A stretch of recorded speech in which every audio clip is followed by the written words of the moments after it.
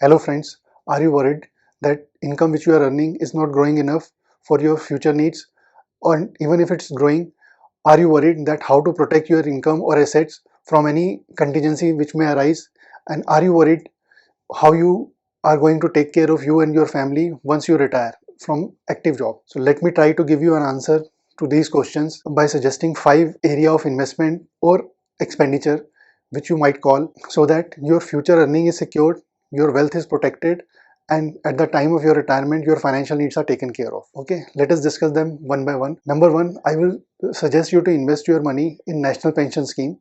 It's a scheme formulated by Government of India with a regulator in place to take care of your money. In this scheme, you can invest either in lump sum or by way of a monthly contribution or at a regular interval. You can either choose a debt form of investment or equity form of investment depending on your risk appetite. But it's a long-term investment. You can withdraw the money in between, subject to certain conditions are there. But it's a long-term investment. You should keep investing till the age of 60. At the age of 60, you will be getting a corpus ready for you for the purpose of your retirement. You can withdraw 60% out of that corpus and 40% goes into buying you a pension for you. For 60% you can do anything: buy a retirement home, plan for your children's marriage, children's education, higher studies, anything you can do with that 60% corpus. That will be tax free completely. And the rest of the 40% which goes into buying a pension for you, you buy a pension from any pension providers. Usually insurance companies are there who are providing the insurance, this pension schemes. So you can buy a pension from them depending upon your financial need, whatever best suits you. That kind of plan you can buy from insurance company at that point of time. And further, whatever you are going to invest in your golden years of earning, you will be getting, as of now, you will be getting a deduction of 50 up to rupees 50,000 from your taxable income. So that is also allowed. An added advantage. Depends. Suppose you are in 30% tax slab, so you are going to save 15% tax on this 50,000 worth of saving. Of course, you can invest more than 50,000, but that depends upon your financial circumstances and your investment ideas. Next, moving on to, I would suggest to open a PPF account. PPF account is a public provident fund account operated by Government of India through post office and scheduled banks or private banks as well. So it's a 15-year long scheme. You get a rate of interest somewhere around 7.1%, 7.2%. It keeps on changing every quarter. Once you invest in this, the minimum amount of investment is 500 rupees and maximum amount of investment goes up to 1.5 lakh. Beyond that, you cannot invest in a particular year. After the 15 year has elapsed, you can still continue this scheme for a period of 5 years. You can exercise this option, and once that 5 year is also over, you can again extend them to next 5 year in perpetuity. Whenever you feel comfortable to withdraw the amount, you can stop the investment in scheme and withdraw the amount.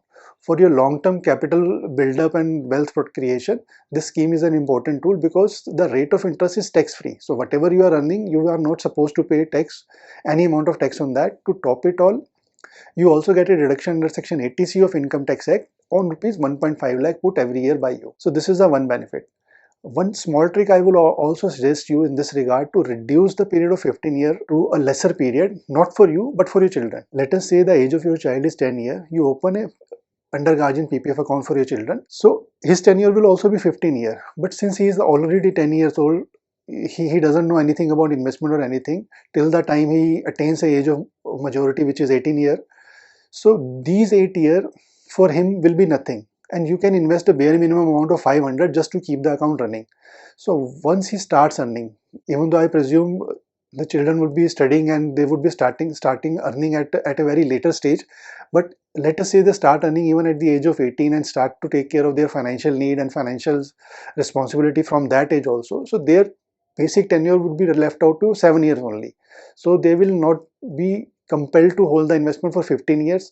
So their total period of holding will be 7 years, and they will also be getting an incentive from you. So whatever investment you would have made in their account in their names, so that corpus would also be there with them for any of their financial needs in the years to come. So that could be a gift from you to them. Okay, now moving forward to protecting your wealth, you must need to have a mediclaim in place. Even if you are having lakhs or crores of rupees as an investment with you, at the time of your medical emergency, those funds might not be in liquid form available to you at a moment's notice. You need to have a mediclaim in place. Mediclaim should be, if you are a family, you can have a family floater of 10 lakh to 15 lakh or maybe more amount. You can also buy a super top-up plan which also supplements your basic mediclaim plan. or in case you are an individual, 4 to 5 lakh of medical to start with, depending upon your age, would be a reasonable start. So whenever any medical emergencies are there, you are not hard pressed for liquid cash, and the medical emergency can be taken care by mediclaim, and your capital is protected, your investment is protected wherever it is. You might think that mediclaim is an expense, not an investment. I would agree with you to a certain extent, but just think about it. Just by paying mediclaim premium of X amount for 10 years, 20 years, let us say you never get a need to use that mediclaim policy. I would say it's a good deal. Even if you are paying something and you are not required to get into any medical emergency, it's a good deal. God forbid you get into a medical emergency 10 year, 20 year down the line. I assure you, whatever medical premium you paid in the last 10, 20 years would break even, keeping in mind the increasing medical cost, which is increasing day by day in our country. So it's a good expense to protect your capital. Keep in mind. Continuing with this protection of capital, you must have a good term plan with you. The term plan will not help you per se, because it's a term plan. It will only kick in once you are not there in this world anymore, but it will definitely help your family in the hour of their need. You might argue that you have this property, that property, so many assets, share, bond and everything. You might not need a term plan. First of all, let me tell you, term plan is a very cheap form of insurance one can buy. Depending upon your age, term plan starts with as low as 500 to 600 per month. Let us say for 10,000, 12,000, you get a term insurance of 1 crore. Let us say you are earning 10 lakh rupees per annum.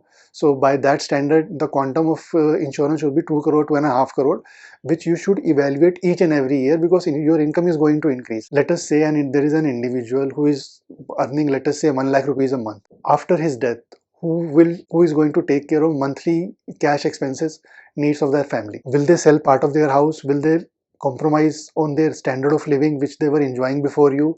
Or will they compromise on the education of the child or future goal of their children? It's very difficult to say that. So the term plan will not only help you protect your capital for your family, but will also give your family a lump sum amount of money which they might need to build up their life again once you are not there in this world. So this is a very good form of investment or expenditure to protect your capital after you for your family. Lastly, I would suggest you to invest a good portion of your savings into equity linked investments. It could be ELSS, it could be direct investment equity, it could be mutual funds. If you are not that much equity savvy, you can invest rather than in equities into some good mutual funds, so that the investment will keep on giving you a good amount of return, let's just say around 15%. And if you compound that return over a good period of time, let's say 20 years, 30 years, you will have a sufficient amount of corpus available with you. Okay, so one more thing I would like to add in with respect to investment in equities is that how much amount you should invest in equity. So as a thumb rule, subtract your age from the number 100. So whatever number you get is the percentage of your overall portfolio investment into equity or equity related instrument, and rest of the amount goes into debt or other form of investment, including gold. So that could be a physical gold or gold ETF or sovereign gold bonds. These investment could be there in your portfolio. Lastly, not to forget, all these kind of investment also gives you a tax break. These are counted under section 80C or 80CCC, 80CCD. Like these sections, these investments are counted.